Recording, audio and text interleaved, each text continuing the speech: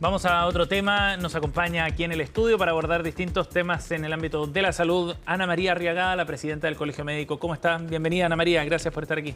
Gracias, Sebastián, y a todos los auditores y televidentes. Gracias por acompañarnos. Ana María, el sector de la salud siempre tan estresado, ¿no?, por distintas razones, ha puesto el foco en particular la crisis en la situación financiera por la que está atravesando el sector público, y me gustaría comenzar esta conversación por ahí a propósito de la visita que usted hizo a la Comisión de Salud de la Cámara Alta del Senado para abordar la situación financiera en el sistema hospitalario en particular.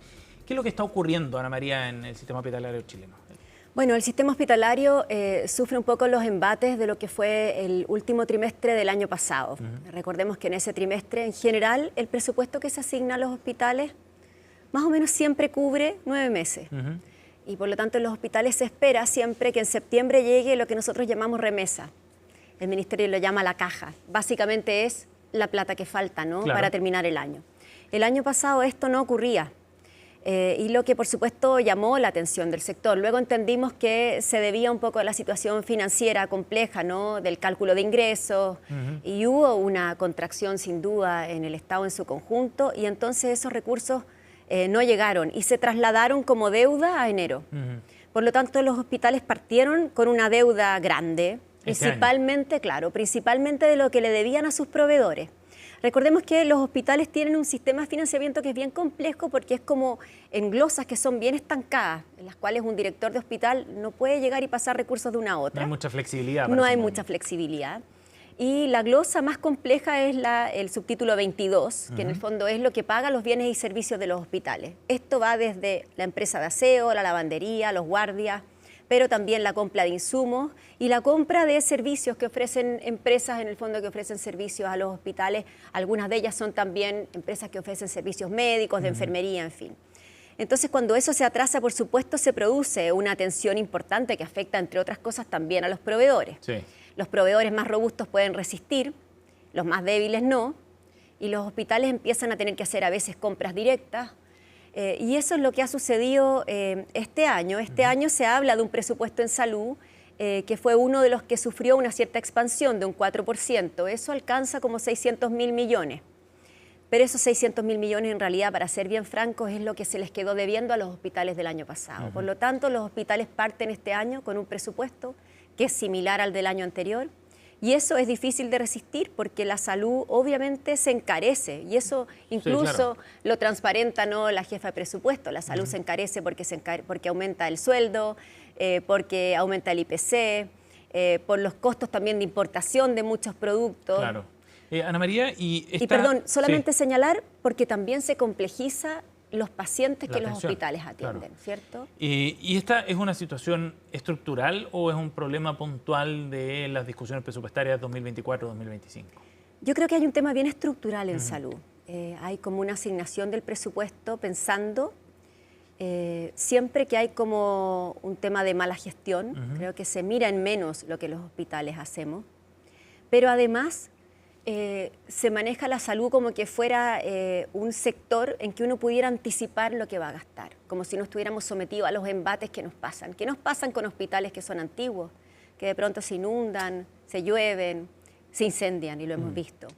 Nos pasa también con campañas de invierno que son a veces más crudas de lo que esperamos. Sí. Entonces, la verdad, este es un sector que no puede ser mirado bajo la mirada simplemente como de cuánto entra, cuánto sale, cuánto produce, ¿no?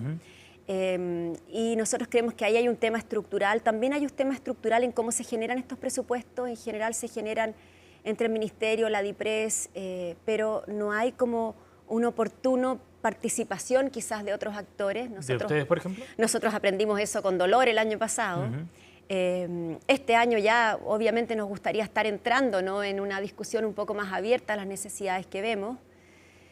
Entonces, la verdad es que cuesta defender el presupuesto en salud, cuesta entender además que no se mire desde la economía como una inversión en capital humano. Claro.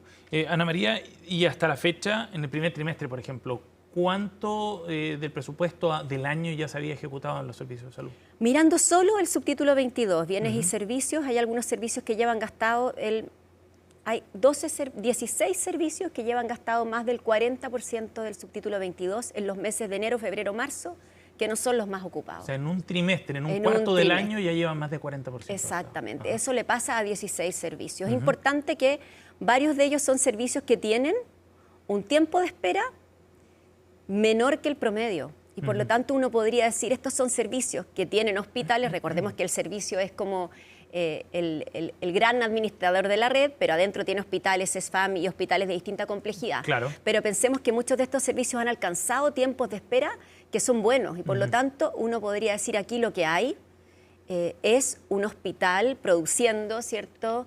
SESFAM produciendo, atendiendo pacientes, o claro, sea, hay compras. con los recursos adecuados, es capaz de gestionar y mejor. manejando mejor su lista de espera, pero obviamente eso demanda recursos. Si usted quiere, muchas veces se dice, y Sebastián, yo quiero acá aclarar algo, sí. Se habla mucho de nuestros hospitales como de los pabellones en la tarde están desiertos, nadie los hace funcionar.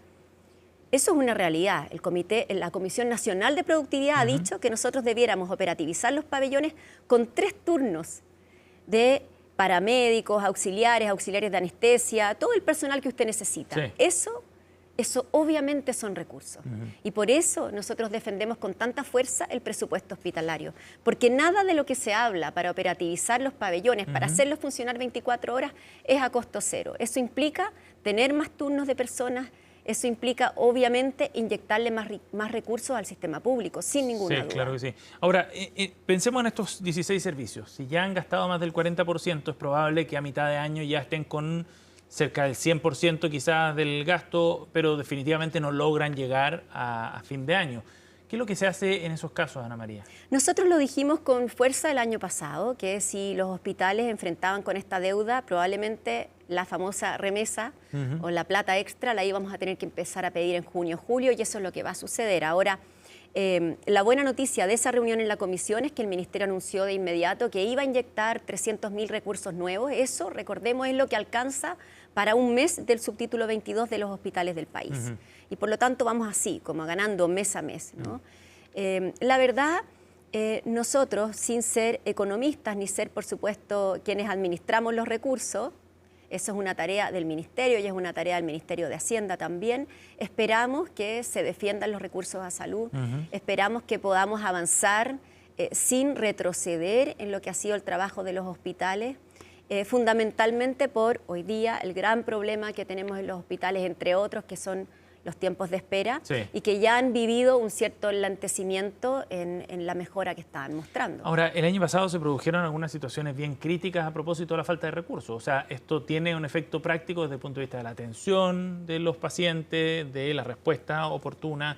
Recuerdo paralizaciones también en el Hospital Van Buren, ¿no? Movilizaciones de los funcionarios a propósito de la falta de recursos. Absolutamente, además en el fondo es un presupuesto que está un poco contraído en términos de inversiones. Recordemos acá hay una situación con el Hospital Calvo Maquena, que vivió un incendio en sus pabellones, está obligado hoy día prácticamente a trasladar muchos pacientes críticos para ser operados en otros lugares. El Calvo Maquena vive una situación presupuestaria muy, muy grave. ¿Por qué? Porque en el fondo, de alguna manera, cuando usted tiene un hospital que se le cierran sus pabellones, que tiene que resolver temas de toda la macro red, Calvo Maquena es un hospital tan complejo que resuelve cirugías complejas, tratamientos oncológicos de niños de fuera de otras regiones también, tuvo que externalizar esas compras al sistema privado. Y eso, por supuesto, hizo que su deuda creciera mucho. Entonces, el Calvo Maquena hoy día es un hospital que preocupa. Preocupa, por supuesto, el Van Buren, preocupa el San Borja, que tiene atrasado su nuevo hospital. Nosotros esperamos que haya un impulso a ese proyecto antes de junio. Entonces, la verdad, los hospitales son estructuras que requieren mucha inversión, requieren una vigilancia del estado de su estructura física, ¿cierto? Y sin duda no pueden enlentecer su funcionamiento. Eso es lo que no puede ocurrir. Doctora, ¿y es posible hablar de una crisis hospitalaria entonces en Chile hoy día a propósito de esta situación? Yo diría que hoy día la salud está en una crisis importante. Es imposible no reconocer eso cuando tenemos 3 millones de personas en listas de espera. Tenemos un avance de la universalización de atención primaria que ha sido lenta. Tenemos falta de especialistas y también tenemos en el sector público algo que es bien preocupante, que tenemos como pocos incentivos a veces a que permanezcan los doctores o quieran permanecer en nuestros hospitales, porque tenemos un atraso en lo que son como sus leyes. Nosotros nos hemos abierto a trabajar en las leyes de contratación médicas para hacerlas más de acuerdo a los tiempos. Las cosas que impulsaban o favorecían a un médico hace 30 años o hace 20 no son las que favorecen el trabajo médico hoy. Tenemos un contingente de médicos que quieren trabajar en lo público, sin duda, porque lo público ofrece muchas ventajas. Si usted trabajara todo el día en su hospital, incluso pensando de maneras distintas, porque podría trabajar contratado, ¿cierto?, por 22 horas en la mañana, en la tarde podría ofrecer servicio a ese mismo hospital para, por ejemplo, acelerar la resolución de lista de espera. Eso es del todo conveniente para un doctor. ¿Para qué decir si al doctor lo podemos tener a jornada completa, ¿cierto? Bien estimulado con los equipos que necesita, con la infraestructura que necesita. Doctora, ahora en esa misma comisión a la que usted asistió, desde el gobierno planteaban otros puntos. Por ejemplo, la doctora Jimena Aguilera decía que el presupuesto de salud siempre ha sido creciente, ¿no? Se ha ido ajustando al alza en el contexto, sobre todo de la pandemia y en los años posteriores. Y la directora de presupuesto, Javiera Martínez, decía que no se podía seguir normalizando la suplementación presupuestaria. El hecho de que los servicios vayan gastando su presupuesto, digamos, antes del término del año. Y decía que algunos servicios de salud sencillamente no lograrán equilibrio. Ponía el foco más bien en el tema de gestión, la directora de presupuesto. ¿Hay un problema ahí también? Yo creo que siempre hay bolsillos de gestión y que se pueden mejorar. Sin duda la gestión requiere como liderazgo en salud. Nosotros estamos preocupados de eso hace mucho tiempo. Tenemos escuelas de gestión dentro de nuestros dirigentes. Hoy día estamos formando a nuestros dirigentes en temas de gestión para que ellos a nivel regional puedan también entender este lenguaje, ¿no? Que no siempre se entiende. De alguna manera llevamos hartos años, yo diría, sufriendo una mirada como del hospital como una empresa. Yo no digo que no lo sea, en el sentido de que es un conjunto de voluntades trabajando por una meta en común, ¿cierto? Pero no somos exactamente una empresa. Entonces, cuando se habla de gestión en salud, hay que hacer una bajada y por eso es interesante que las personas que hablan así conozcan cómo funcionan los hospitales, porque gestión en salud también es pasar visita en conjunto con un jefe de servicio y decidir qué es lo que vas a hacer en un paciente, qué es lo que vas a hacer en otro, decidir cuándo salirte del protocolo, cuándo es necesario protocolizar y también decidir cuándo algunas situaciones de ese hospital merecen endeudarse. ¿Y de quién se impone o desde dónde se impone esa visión de empresa, digamos, respecto a los servicios de salud? Yo creo que ha sido como una especie de ola, ¿no? Que por supuesto aparece cuando se empieza a encarecer la salud. Cuando yo estudié medicina, estaba como la imagen de que uno venía al hospital como hacer como una buena obra, ¿no? Uno era como los doctores que nos enseñaban, eran prácticamente apóstoles de la medicina. Las terapias que se ofrecían en ese entonces no tienen nada que ver con lo que se ofrece hoy día. Incluso yo le diría, lo que los hospitales cambiaron con la pandemia y la complejidad que se instaló fue asombrosa. Entonces, la verdad, obviamente, hoy día el hospital es un lugar donde se gastan y se usan muchos recursos, ¿sí? Y por lo tanto, entró una mirada que fue una mirada de, ojo, cuidado con este sector, lo tenemos que administrar distinto. Y entró la mirada como gerencial, ¿no? Pero en eso también hay cosas que hemos perdido. La gerencia de salud no es la gerencia de cualquier empresa, esto no es un simple bien y un servicio, esto son la salud de las personas y de pronto... Por eso hay buenas razones para que un hospital se endeude con muchos de esos pacientes. ¿Y es la Dirección de Presupuestos la que impone esa mirada, el Ministerio de Hacienda? Yo creo que el Ministerio de Hacienda está en lo que tiene que hacer. Lo que nos hace falta es un Ministerio de Salud que sea un poco más fuerte en defender políticamente lo que es el gasto en salud, que no se rige por las mismas derivadas normales. ¿Y eso es responsabilidad de la ministra? Es responsabilidad de cada ministro, sin duda. ¿Y qué es lo que falta desde ese punto de vista? ¿Defender el presupuesto? Yo creo que falta, en tiempos de calma quizás, cuando quizás estemos un poco mejor, sentarse a ver exactamente cuál es la forma de asignar los recursos en salud y qué otras variables tienen que entrar. Las variables, por ejemplo, variables que tienen que ver con cuando se habla de estos índices de mejoría en el capital humano, ¿cierto? Índices que todavía son muy inequitativos en Chile, ¿cierto? Porque el capital humano o la posibilidad de desarrollo que tiene una persona con un cierto acceso de salud en una comuna no es siempre la misma que de una gran capital, ¿no? Sí. Entonces nos falta desgranar más esas variables, mirar bien también el desarrollo del recurso humano, ¿no? Los factores que lo estresan o que hacen que a veces en salud, por ejemplo, la gente tenga más ausentismo. Eso no es solo que seamos como laxos en acceder a licencias o que sea gente floja, se debe también a otros factores, ¿no? ¿Y el Ministerio de Salud, o la ministra en particular, es permeable a esos comentarios? O sea, ¿ustedes han podido plantearlo y son escuchados? Yo creo que el Ministerio tiene la puerta un poco, a veces, un poco cerrada. Cuesta llegar ahí, ¿no? Y cuesta llegar ahí sobre todo con visiones que nosotros tenemos, porque tenemos una permeación que es bien territorial. Nosotros tenemos agrupaciones de médicos generales de zona, que son los médicos que hoy día están en los lugares más recónditos de Chile. Y también tenemos profesionales que trabajan en hospitales muy complejos. Entonces yo siento que al Ministerio le falta un poquito más de permeabilidad, ¿no? Para escuchar lo que los colegios profesionales y los gremios podemos aportar. Pero eso es un gran problema entonces. Es un gran problema. Debería haber un trabajo, uno entiende, un trabajo mucho más fluido entre los dos. Exactamente, porque además nosotros nos caracterizamos por no solo llevar problemas, sino que también muchas veces llevamos soluciones, entendiendo que las soluciones a veces no son fáciles de implementar y que tienen su latencia. Pero nosotros incluso hemos planteado, en eso hemos encontrado ciertas puertas abiertas, pero han funcionado lento, para arreglar algunos temas que en el mediano y largo plazo puedan hacer que hospitales, centros de salud familiar, COSAM, toda la estructura de salud mental vaya cada vez fortaleciéndose más, ¿no?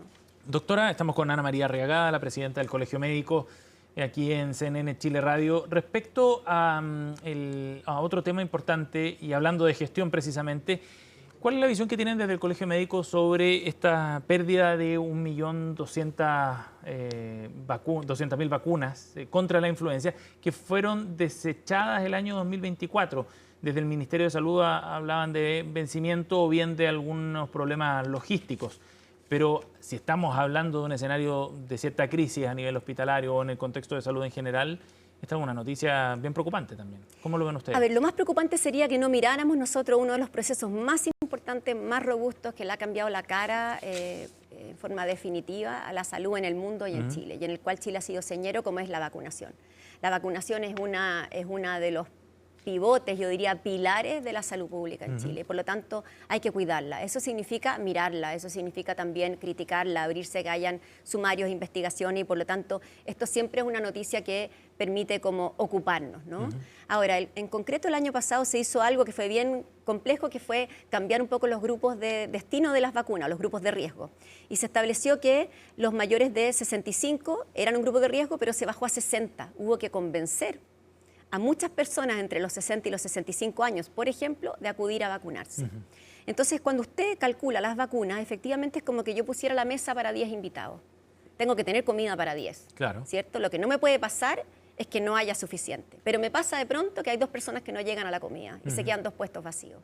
Eso es lo que pasa muchas veces con la vacuna. Por eso es tan importante que haya un cálculo epidemiológico bien hecho de cuántas vacunas el Estado va a comprar, que de ninguna manera falten, y obviamente convencer a todas las personas para que acudan. Pero esto es, la verdad, no es una obligación. Las vacunas son siempre una invitación, y por lo tanto, cuánto convencemos a las personas de acudir a vacunarse es sumamente importante. Bueno, entonces hay 2 problemas, o 2 posibles problemas, digamos. Uno, de una sobreestimación que fue excesiva, o bien de un problema también del trabajo comunicacional, que es responsabilidad del Ministerio de Salud, de movilizar a la gente para vacunarse, ¿no? Por supuesto, y también de la responsabilidad de las personas. Y ahí yo quisiera señalar que hoy día tenemos un nivel de ocupación de camas críticas, no de causa respiratoria, pero en general bastante alta en camas de adultos. Y por lo tanto hablamos de un sistema que está estresado. ¿Qué porcentaje de ocupación de cama, perdón, ahí? Más o menos el 90%, ¿sí? Significa que el 90% de las camas críticas de adultos están ocupadas. No todas ellas por patología respiratoria, pero no caben muchos pacientes si es que se nos viene una ola de virus de influenza. Estamos hoy día esperando como el pic de circulación viral de influenza en las siguientes semanas. Hago un llamado a las personas a vacunarse en los grupos que más está costando que vengan, que son los mayores de 60 años, las embarazadas, que recordemos se pueden vacunar desde cualquier momento del embarazo, también llevar a los niños entre los 6 meses y los 5 años, y también un grupo que no se conoce mucho, que es el grupo de la población capullo. todos los que viven en su casa con una guagüita prematura o los que viven en su casa con un paciente que está debilitado por una enfermedad autoinmune o un cáncer. Ahora, doctora, es efectivamente una responsabilidad individual, ¿no? Sí, también. Porque esto es una invitación y no una obligación, es cierto. Pero el trabajo comunicacional aquí es súper importante. Totalmente. ¿No hubo una falla en ese sentido si es que 1.200.000 personas no llegaron a vacunarse? Bueno, es interesante los cambios que ocurrieron este año. Este año la campaña se adelanta y hemos tenido más vacunados que el año pasado. Entonces yo diría que preocupa 1.200.000 de vacunas, es harto recurso, ¿cierto?, el año Mucha pasado. plata, son más de 2.600 millones de pesos. Exactamente, es mucha plata esa y por lo tanto preocupa. Esperemos que este año con la campaña que se adelantó eso ya no ocurra. El año pasado se inauguraron también hartos lugares donde se almacenan vacunas, que es otro, pero yo quisiera resaltar que la campaña de vacunación en Chile la tenemos que cuidar. Estas noticias son para mejorar, preocupan y hay que investigarlo, pero importante fortalecer la confianza en una de las políticas más importantes que previene morbilidad y previene mortalidad. De todas maneras. La ministra está, sé que está como en Naciones Unidas hoy día hablando de la cooperación internacional. Sería importante que quizás cuando tengamos como avanzado el invierno, vacunas que nos sobren, quizás poder compartirla a algunos de los países vecinos sería... Pero de nuevo, estoy hablando sin ser una experta en vacunas. Sí. Aquí hay todo un tema logístico también que no se trata de llegar y subir en un avión las vacunas y regalarlas a otro país, digamos. Pero también esto es importante, en el fondo, que haya como un ministerio o una capacidad epidemiológica de pronto de tomar una decisión como esa, más que perder vacunas. ¿Pero amerita alguna investigación esto? Se está investigando, claro que sí. ¿Y responsabilidades políticas también? Yo diría una responsabilidad administrativa, veremos lo que pasa. Yo creo que hay razones para explicar lo que sucedió el año pasado. Esperemos que esa merma este año sea menor. Y de nuevo, el colegio no le corresponde estos actos que son de fiscalización. Nos corresponde acompañar, potenciar la vacuna y, por supuesto, criticarla cuando no esté ocurriendo de buena forma. Pero ahí yo entiendo que hay un proceso que se está avanzando para investigar lo que sucedió con eso. Doctora, queríamos preguntarle respecto a un último tema y tiene que ver con el informe de la Comisión Especial Investigadora sobre los programas de acompañamiento a niños trans. Este informe se aprobó la semana pasada, generó mucha controversia porque si bien no es vinculante, hace una sugerencia a suspender por ahora este programa de acompañamiento en particular, que no se inicien nuevos tratamientos hormonales, es la solicitud entre los puntos acordados en la red pública al menos, a los menores de edad, diagnosticados o no con disforia de género. Eso a grandes rasgos es lo que establece este informe. ¿Cómo ven ustedes lo que ha resuelto la Cámara de Diputados sobre este informe? Nosotros lo vemos con mucha preocupación. Yo diría que el tema se divide como en dos grandes alcances. Un alcance fundamental es a los niños que tienen disforia de género o género no conforme, a ellos y a sus familias. Hoy los que están en seguimiento en los programas de acompañamiento son programas que existen desde el año 2019, bajo la Ley de Identidad de Género, por lo tanto tienen una ley que los soporta. Si usted los suspende, usted está incumpliendo una ley de identidad de género que está vigente en este país y que protege el derecho, la dignidad y la integridad de los niños y sus familias. Por lo tanto, yo lo veo poco practicable, ¿sí? Menos mal.